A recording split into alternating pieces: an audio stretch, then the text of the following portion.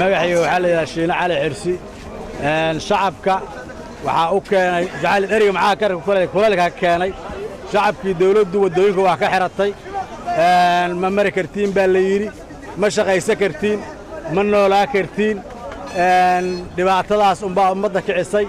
waxaan leenahay maadaama mootoolee aan awgaas mootada waa caraash waa beecay tahay meel aadna ma laha ya waddanka meel geeyna ma laha qofku waa soo wadna isgoos bakaaraha geeyna waxaan laana kala wareegna waa ku qadnaa qof kale xaq qaado ma ka bixi karno saakay shalay darad waxaan laga maraa tadawqfood aan laga maraa oo dad ma ka bixi karno maadaama aan mootooleynahna shaqada anaga abuuranay dawladdu ma abuuranin ya saaxib macaane waddanka waa inaan ka baxnaa ama tahriib aadina mootada wax xaraashayna ama dikala shacabka waxa loo qabto muqdisho degan waagii hore waa shaqay jiray 4 sano ka hor maantana shaqo la'aan nagu dhacday dawladda meesha shaqo abuur loogu sameeyay leed ilihii yaray ragii walaalaheen naga yaray mootooyinka wata maanta wadada marlaayeen mid la dilo mid la xiro mid la ciqaaba laga dhigay marka waxa ka codsanaynaa inuu maamulka si degdeg ah gobolka Banaadir loogu sameeyo dawlad goboleed si degdeg ah wax looga qabto waddanka haddaan laga qaban dadweynaha way isbaran doonaan iyo dawladda barasho wanaagsan ayagu waxa la yiraahdaa Cabdirasaaq Saalax Cabdullaahi oo ka mid ah dadweynaha magaalada Muqdisho aad iyo aad aaga xumahay horta masaakiinta maanta la laayay teeda labaad horta waxa ku baaqayaan nabadgelyo dadka mudaharaadayna waxaan leeyahay dhagax tuurka iyo ma garanaysan foodada masaakiinta kale si dirisaan ila deysaan hasa ahaatee dawladana waxaan leeyahay inay xal degdeg keentaa 24 saac jidadku waa xiran yihiin maamooyinka wadooyinka ku dhalaayo waxa amniga kama jiro saas 24 saac askar oo dibshilin aan lahayn sharci lahayn sida geelin raaci la keenay ayaa qariyo loo dhiibay dadki sida ulama camilaha tamay qaanan askartaas dawladda ka bedesho iyada ka masuul iyada libis ku soo gelis iyada qar ugu dhiibtay waxaas waa inay qaadataa masuuliyadeeda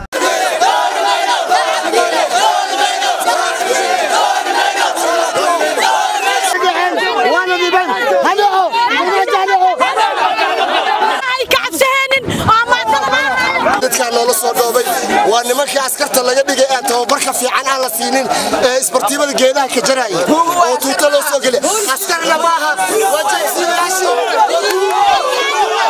waxa ka codsan inuu xilka ka dago naabane kursiga anaga qof u heesano naabane kursiga midaada kala askarta howladaag degan askar uma baahna isgooska howladaag wuxuu u baahan yahay wiilal qaran marka koowaad waxaan meeshan aan ka cabaareynaa dhalinyaro badan oo bajaajleeya maalin walba si macna daraa loo dhameeyaa maanta u dambeysay wiil dhalinyaro laba wiil dhalinyaro mooto iska wadato oo soo shaqo tageen ayaa si xaq daraa lagu dilay kadib markii aan kacdoon ka sameeyno oo shucuurteen aan maagnan muujiya waa arkaysaan si cawaannimada nala baabiyay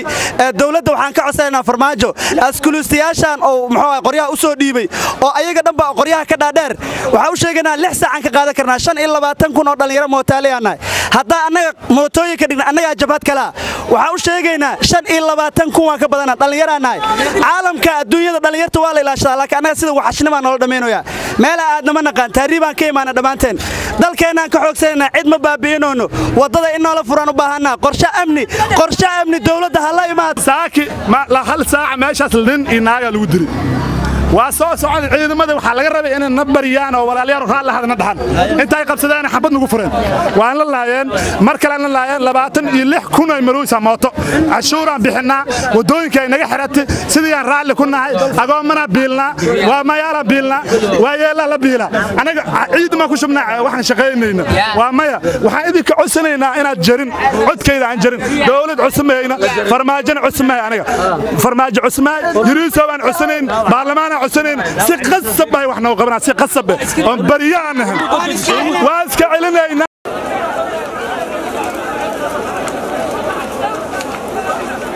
waa qiiq iyo uuro ku shareertay cirka kadib markii ay wadada dheer ee wadnaha ay ku gubeen taageero banaanbaxyaal ka careysan dil uu ugu geystay askari ka tirsan ciidamada booliiska isgooska Holwadaag wiil iyo abtigii wada saarnaa bajaaj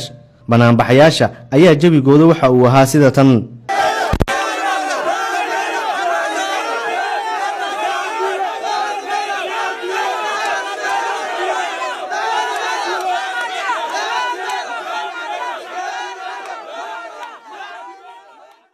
askarigii goobta dilka ka geystay ayaa isaga baxsaday waxaana intaa kadib goobta soo gaaray ciidamo ka tirsan booliiska Soomaaliya kuwaas oo rasaas khasaare kala geysatay ku kala ceeriyay dadkii banaanbaxayay waxaana rasaastaas ku geeriyooday 2 qof oo shacab ah qaar ka mid ah dibadbaxayaasha oo isugu jira shacab iyo darawalada kaxeeya mootooyinka bajaajka ayaa iiga waramay sida ay wax u dhaceen. anigoo hooyo Soomaaliyeed madaxweynaha Jamhuuriyadda Soomaaliya waxaan ka codsanayaa Maxamed Cabdullaahi Farmaajo ma dhagoola anigoo guriga jooga wax walba ma qaba bajaaj la dilay shacab la dilay qaraxa dhax dhibaato dhax jid baaxir qabri miyo salahan ma dhimanayo miya aakhir malahan miya dhagool miya saqiir miya sariir saar maxaa ka qaldan waxaanu sheegayaa madaxda Soomaaliya inuu wax ka qabto tilaabo gobolka Banaadir injineer Yariiso asaa ballan qaada bajaaj dambe in la dilay dhibaato dambe in loo geysan tilaabo maalin walba waxaanu sheegaynaa maanta laga bilaabo meedka meeshaas yaal qiirada nagu qaaday taayirada aan gubnay ganacsiga hormuudna ay bajaajaha dala dhaawacday waxaan ka codsanayaa dawladda tan ka qaad inaan xarunta madaxtooyada u imaanayna si degdeg ah ka jawaabin shacabka magaalada Muqdisho waxaan u dhibanahay oo u gumacsanahay dhibaatooyin ay nagu hayaan ciidamada dawladda waxa way ciidamada dawladda bilaa nidaam waaye qofka bini'aadankana maba qiimeeyaan boo sidooda baxbada bis ay kala hadlaan marka dawladda meeshaan joogto waxaan ka codsanaynaa haddaysan waxba ka qaban karin waa inayna dhaaftaa annagaas ka qabanayno waxaan u sheegayaa dawladda fashilka ah oo shacabka u soo jeesatay dhiigooda inay cunaan dhiigga shacabka Soomaaliyeed inay cunaan waxaan ka codsanaynaa inay iscasilaan waddanka ma hayn karaan iscasila wajigii shalaayda ku dooranay waa idinka weyne Yariiso waxaan u sheegaynaa wadooyinka uu xiray haddii degdeg tilaabo ah degdeg oo jasta uga jawaabi waay ina xafiiskiisa uu sida u jeedaan dadka weynihii ayaa hadda dibadbax sameynaya ciidamadii goobtan wax ku dilana way isaga tageen oo way carareen shacabkii ayaa hadda haatan banaabax halkan ku sameynaya dhacdadan ma ahan markii ugu horeysay dhowr jeer ayaa halkan waxa lagu dilay bajaajlayaal iyo sidoo kale dad shacab ah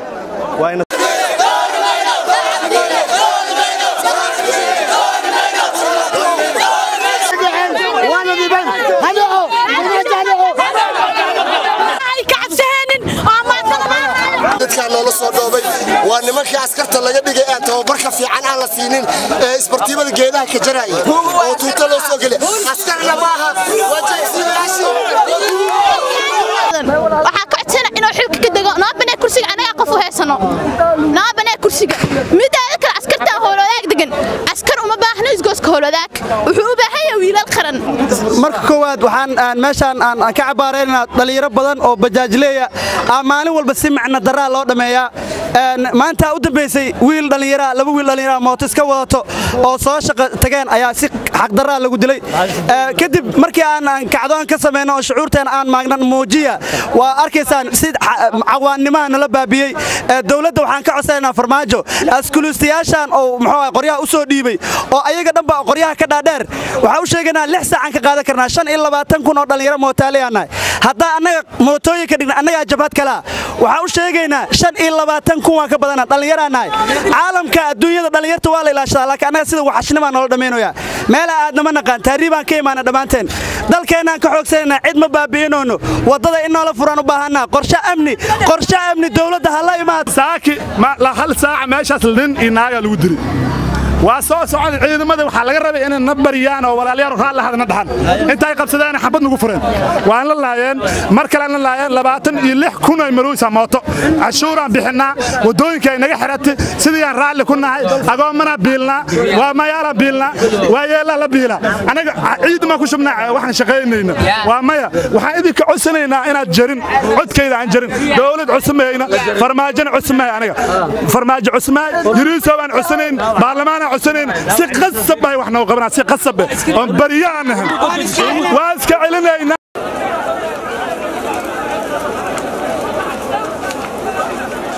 waa qiiq iyo uuro ku shareertay cirka kadib markii ay wadada dheer ee wadnaha ay ku gubeen taageero banaanbaxyaal ka careysan dil uu ugu geystay askari ka tirsan ciidamada booliiska isgooska Holwadaag wiil iyo abtigii wada saarnaa bajaaj banaanbaxayaasha ayaa jabigooda waxa uu ahaa sida tan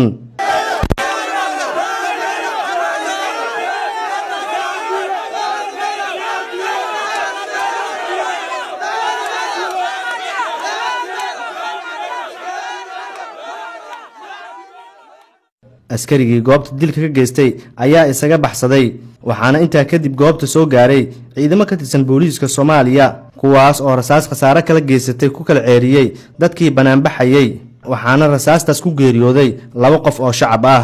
qaar ka mid ah dibadbaxayaasha oo isugu jira shacab iyo darawalada kaxeeya mootooyinka bajaajka ayaa iiga waramay sida ay wax u dhaceen. anigoo hooyo Soomaaliyeed madaxweynaha Jamhuuriyadda Soomaaliya waxaan ka codsanayaa Maxamed Cabdullaahi Farmaajo ma dagoola anigoo guriga jooga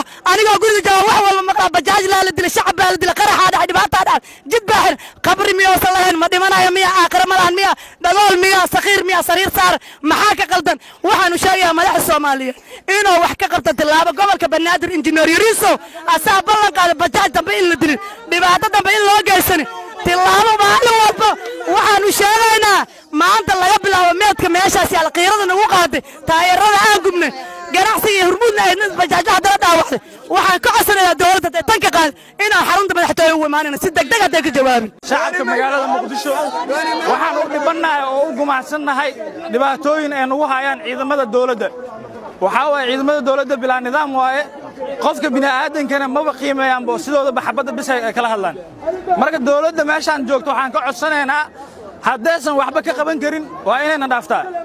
annagaas ka qabanayno waxaan u sheegayaa dawladda fashilka ah oo shacabka u soo jeesatay dhiigooda inay cunaan dhiigga shacabka Soomaaliyeed inay cunaan waxaan ka codsanaynaa inay iscasilaan waddanka ma hayn karaan